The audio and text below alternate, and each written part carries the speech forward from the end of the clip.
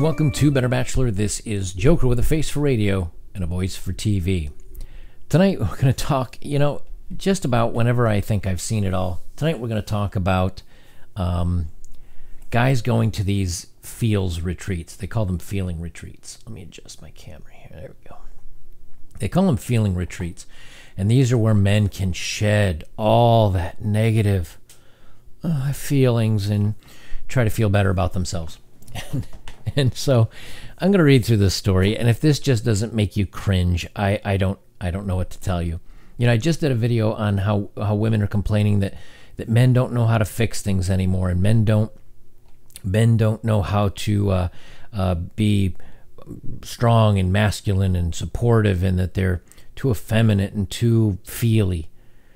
So they act like they want us to change, and then this story comes out, and this goes back to, I think, what I've talked about this in a couple other videos, where you get to this point where guys are told, hey, we want you to be this way.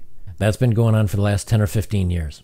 So now that men are like, okay, I've listened to you, I'm with you. Well, we changed our mind. We don't want you to be like this anymore. What you guys, young guys, have gone through, I tell you, I don't know how you do it. So let me read the story, and then we'll talk about it a little bit more. And as always, let me record this so I don't forget. Welcome to the Anti-Fight Club. American men are flocking to weekend retreats to speak about their feelings and let it all out. And when they do that, every woman is as dry as the Sahara Desert for 200 miles around. Let me just say that. In a chalet in Massachusetts countryside, if that doesn't tell you what kind of guys are going there, that says it all right there. In a chalet in Massachusetts countryside, tears run down Lucas Crump's cheeks as he pours his heart out at one of the new kind of support groups growing in popularity among American men. Sounds like the introduction to like some really cheesy story. All right. There were moments this year when I wanted to give up. The 40-year-old, wow, he's not a millennial. The 40-year-old told the circle of participants, all tired of trying to live up to traditional male stereotypes. Yes, it's very hard to live up those traditional male stereotypes of fixing things and not being afraid of spiders and having a job and not crying every time you accidentally forget to put the ice cream back in the freezer. Yeah, that's tough. The dozen men, all white Americans ranging in age from their 20s to 60s, were leading a retreat run by Everyman, a group that helps men shrug off the armor of masculinity to get in touch with their true feelings. Sort of like an anti-fight club. Yeah, more like a cry club, a knitting club. Over the course of one weekend last month, 55 men opened up about their weaknesses and insecurities at the chalet as snow fell quietly in the woods outside Racebrook Lodge in Sheffield. I don't know who this author is, but they're trying too hard. Just write the story. We don't need all the pretty words in there. My gosh. I'm sad. I'm afraid, says attendee Michael. He wished he could tell his family how he feels, but he finds it hard. I'm shocked he has a family. The groups are seeing a surge in attendance, reflecting a shift in attitudes and increased curiosity at what it means to be a male, particularly among U.S. millennials, as well as growing debate about the so-called toxic masculinity fueled by the Us Also movement. Another participant, Tom, is struggling to get over a recent breakup. I mean, I get it, man. Having a bad breakup sucks, but, I mean, go have a couple of cold ones with your friends.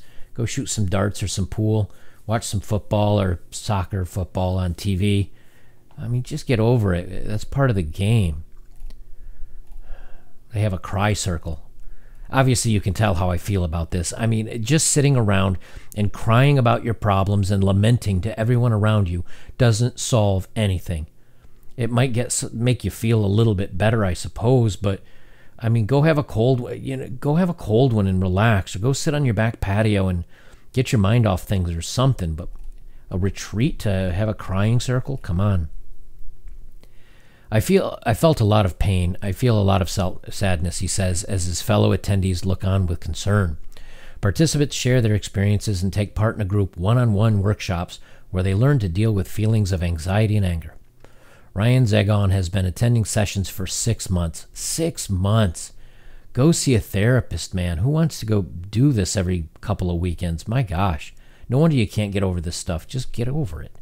And look, I know some of you guys out there have hit some bad spots in your life. And I'm not trying to put you down if you're in one of those bad spots.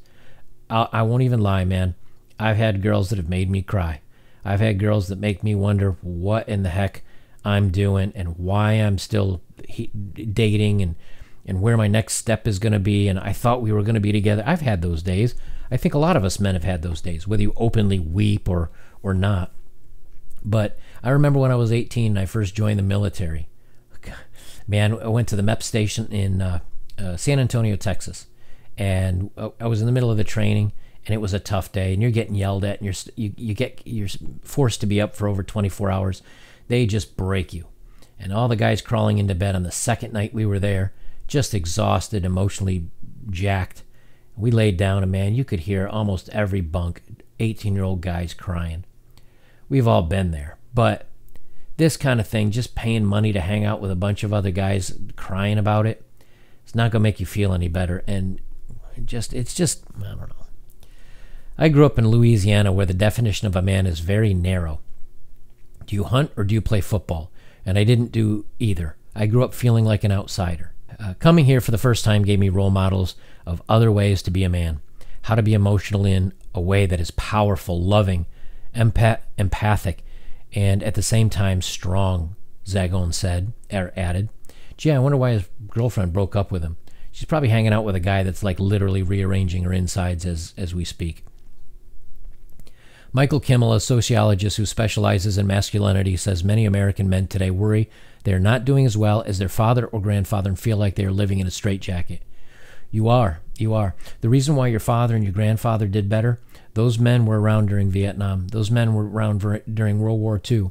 Those men did not have weepy women at home they could go cry on their shoulders. They went to work, they got the job done, they came home, they took care of their family, they raised their children in a nuclear family, and it was being a man. And you know, if for some reason, if being a strong-willed, not in touch, weepy man makes me bad, then I guess I'm a bad guy, because I just do not see how you can navigate through the world as a man when men are based on logic and women are based on emotion, and you're trying to navigate through everything by emotion. As a guy, that messes us up. You ever notice when you're best in a relationship, when you're happiest in life, when you're first dating somebody and everything's going good, and yes, you're thinking with your emotion, but as soon as you get too emotional and you start falling in too deeply in love and you care too much, everything goes south on you. But as long as you're kind of a little bit more withdrawn and you calculate your way through things and you think about problems and you work your way through it, life's on easy mode that way, isn't it, fellas? Yep. Same thing when it's concerning around work. If you're worried about work, or you're worried about your girlfriend, or you're worried about your marriage and married, and you're worried about this, worried about that, you don't do well at work at all. But if you don't have any of that side emotional baggage, you can go in, focus, and knock out work and be a professional and get it done and be good at your job. So as a man, that's why I have such a problem with these kind of things, because men don't operate well when they navigate and work off of emotion. It just doesn't work. And this promotes it. And I think in the long run, it's going to make these men less happy, because now they're going to be leaving here and all in touch with their emotion and everything else, and no woman's going to want anything to do with them, because women are not attracted to that kind of guy. They're attracted to a guy that's confident and secure, knows where he's going, knows what he's doing. And those guys, you guys out there that are kind of bachelors but still dating, you ever notice that the less you care about a relationship and the less you care about the girl, the more she likes you? It's because you're not getting all emotional on her. It's because you're a rock. It's because you're steady. It's because there's a little challenge in there that you might leave, or you might not, or you might date, or you might decide it's over. That's what draws them in, okay? So the minute you become this weepy, feely, man, that'll scare girls off and dry them up like the Sahara Desert before you know it. So yeah, they are living in a straitjacket. We live in a society, I'll continue on. We live in a society in which every other man is a potential competitor for jobs, for money, for access, for power, he explained. So we don't look at each other as brothers. We look at each other as rivals. So when you have that kind of a relationship, you feel isolated. Disagree. Disagree. You want to talk about brothers? Military, police officers, fire department, EMS, anything, and fishermen, your crab fishermen, power line workers, wherever. You look out for your fellow worker. Now, don't tell me you're not in competition for the same position. If you're both after a raise, you both want to do well. If there's a position for a chief or a sergeant that something's that opens up, there's going to be lots of guys that go for it. But if you're the guy that loses and one guy out of 10 makes it, are you all of a sudden angry at the other 9 and not going to get along with them because they all competed with you? No. That's again, this is what happens when you don't have positive male role models in your life helping you grow up and understand how to navigate this stuff. This is what happens when you try to navigate through life with feels. It doesn't work as a man. I'll continue on. Other support groups providing men's workshops and regular retreats include Junto and Mankind Project. The idea behind them is not new. It's writer Bob Bly pioneered self-help books and therapy sessions for men in the 1990s. But Owen Marcus, who helped to structure Every Man program, says the sessions would never have been this popular 20 years ago. No, they wouldn't. And you know why? Because the nuclear family was stronger and the divorce statistics were not as high, and men were involved in young men's and boys' lives much longer and much more than they are now. Young men are much more open to this. They're more willing to take that initial risk. Yes, because they think more like girls. Every Man was founded in 2016, predicting the Me Also movement ignited by the Harvey thing scandal in 2017. But the group and others like it have been brought into focus by global reckoning on misconduct, which has caused many men to question their own behavior. Every Man co-founder Dan Doughty says his purpose is not to deal directly with the toxic masculinity, but that the issue is never too far away. We need to meet men where they are and not come in and say, hey, what you're doing is terrible. You know, again, it's making... I don't have to question everything that I've done for the last 5, 10, 7 years. I don't have to question my attitude toward women. Do you know why? Because you stay professional with them when you're at work, and you don't go out for drinks after work with them. You don't hang out with coworkers, female coworkers, outside of work. You keep it professional, and then you keep your dating life separate, and you don't let the two mix. That's how you keep it much simpler. You won't have any of these allegations put upon you for any action you've done. Now, yes, you might get a fake one, but that's not on you. Zagon believes men cause hurt because they themselves are hurting. So men have the ability to go deep into that hurt, to feel it, and to possess it in a more healthy way. Then they're not hurting other people. That's a skill we're teaching here. Aside from retreats and week-long expeditions, Every Man has a network of support groups. Every Man says sessions are not intended to replace therapy, so you're going to pay for this on top of therapy. So I'm not sure how this is good or necessary.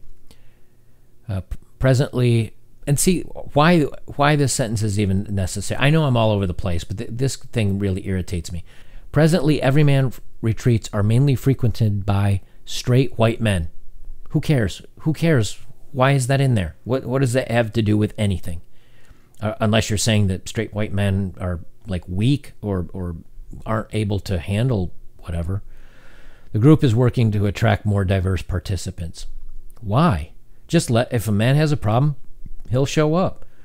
Why are you effectively going out and looking for diverse people that might have problems? Oh, I got to get off the internet, I'm telling you. Women cannot join for now, however, for fear that they will inhibit the men. Every Man's... The program's called Every Man. Why would you even let women in? All right, I'll stop it there. But I did... here's the page for Every Man. And here's the pricing. So if you're local, in other words, you're going to be sleeping at home and just showing up to the weekend event, $600 just to go talk and cry in a room with other men. A 4 in a room is $695. A triple room $795. Double room is $1,045. And if you want a room to yourself, 1,300 bones. Unbelievable, unbelievable. So I know I sound angry about this stuff. Here's the thing: if you're upset and you have problems and you're in a dark place, I'm not making fun of you. I promise you that, because we've all been in those dark places. Go see a professional therapist. You know, I usually recommend at least trying to find a male, because at least they can maybe understand what you're feeling and what you're going through, certainly more than I think a female therapist will. And then even then you may need to look through the therapist until you find a right one. Many times you won't find one right away that's the right therapist for you. Number two, if you do that, be honest with a therapist. Okay, don't try to hide things. Don't try to tell stories. Be honest with them.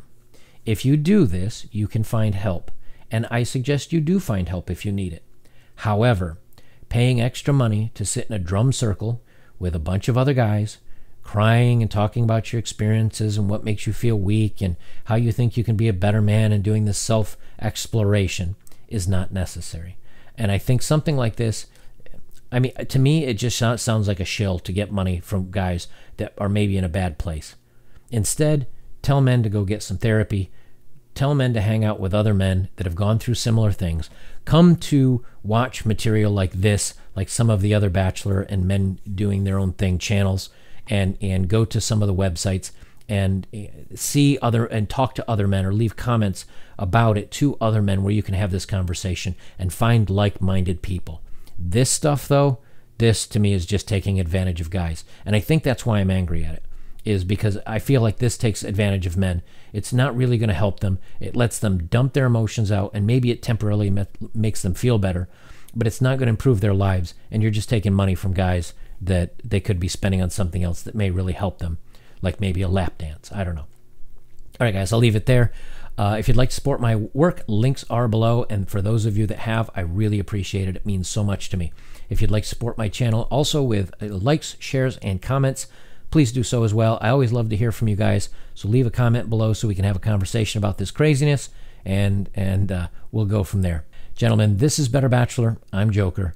You have a good night.